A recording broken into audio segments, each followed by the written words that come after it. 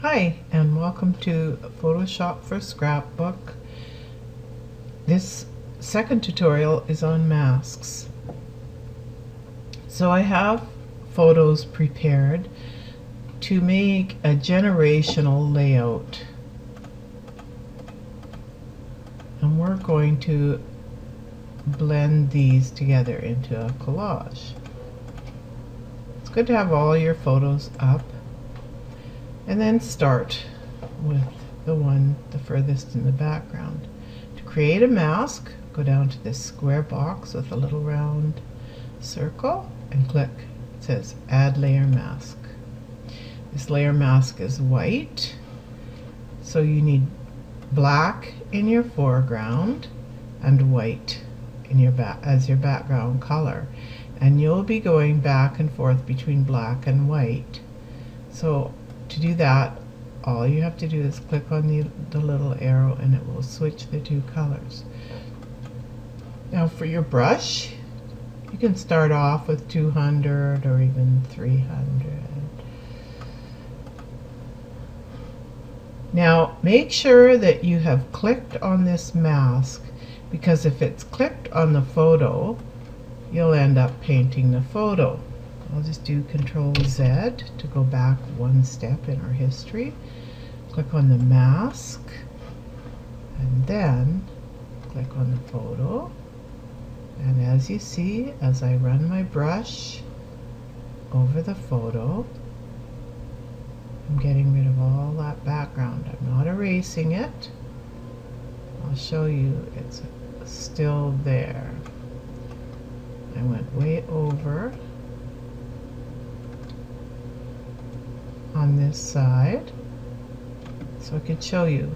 Turn it back to the white as our foreground color, go back, and it will all appear again. If you want to get a little closer, go back to the black again. Now to make your brush smaller quickly, use the bracket key. Left bracket makes it smaller. Click it a few times and you get very close, as close as you want. I like a softness to the layout, so I'm not fussy.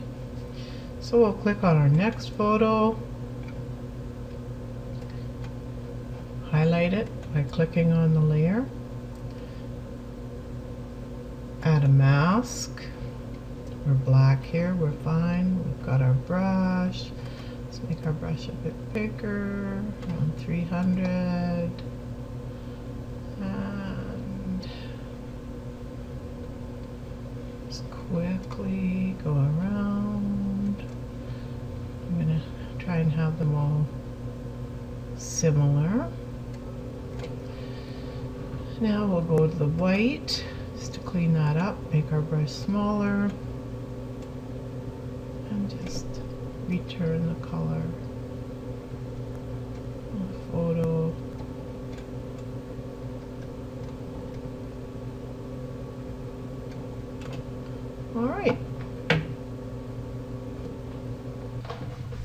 Alright, so through the magic of film, I've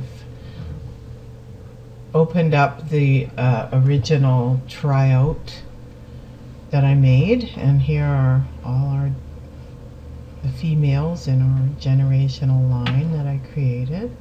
They're all masked. You can see the masks I made. I've done other things to the photos to improve them a bit, to try and blend the lighting and that kind of thing. Now one thing you can do, if you wanted to, you could merge all of these layers and make them black and white. So let's do that. I'll just hold the shift key, click the top and the bottom one, right click and do merge layers. So now the photos, as you can see, are all together. Just a quick and easy way to make them black and white. Control U, take the saturation down to nothing. You see you have black and white. Or you could keep a bit of color. what I love about Photoshop. There's so many things you can do. And if you don't like that, you just click on your history, go back to open, and you get your original layout. Alright, so I have another example of uses for masking for photographers, which is very powerful in improving your photographs. First thing you do is make a second layer of your background color. Then, okay, so I felt that the exposure on this was wrong. So the first thing I did was do an adjustment layer. Adjustment layers are down here, the half black, half white circle, but I'm just going to show you the different masking effects. So here, I changed the exposure adjustment on the whole photo, but then there's a mask so that only the sky is changed. I made the sky slightly darker so that it would be a bit stronger. In the second layer, I wanted to bring the fence out, and look at how much the fence comes out when you change the levels on the photo. And by using masks, these don't affect your original photo, which is a good thing. In the third layer, I wanted to adjust the hue of the sky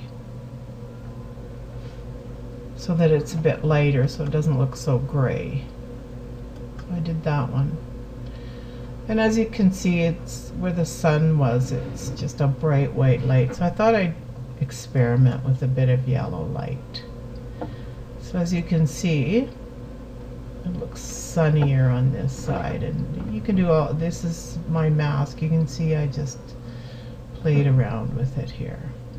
And the final one I did was a bit of bokeh that you get. I'll move it over so you can see it a bit better. That bokeh that you get, or bokeh that you get from sunlight. So that's a photo, that's a way of playing around with masks. So for our third and final masking trick, I'm going to show you about the hide all type of mask. Especially good for what I'm going to do right now. So make a second layer, go to Filter, Blur, Gaussian Blur. So we'll blur it quite a bit. So what we're going to do is we're going to smooth out the wrinkles. Click OK. Now go up to Layer, Layer Mask, Hide All. So as you can see, you can't see the blur. You only see the underneath layer. Make sure the mask is active. Because this is a black mask, you need a white brush. Make a fairly large brush. And just run over all the wrinkles and the red splotches and watch them disappear.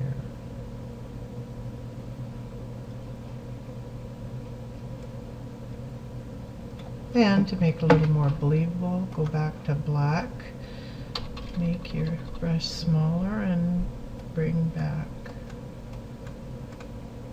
facial details. Lips where I went too close. And there. This is the difference. No mask, mask. If you think your mask is a little too strong, you can just change the opacity of your layer. As you can see, you can get exactly the amount of blur that you want. Thanks for watching. Come again.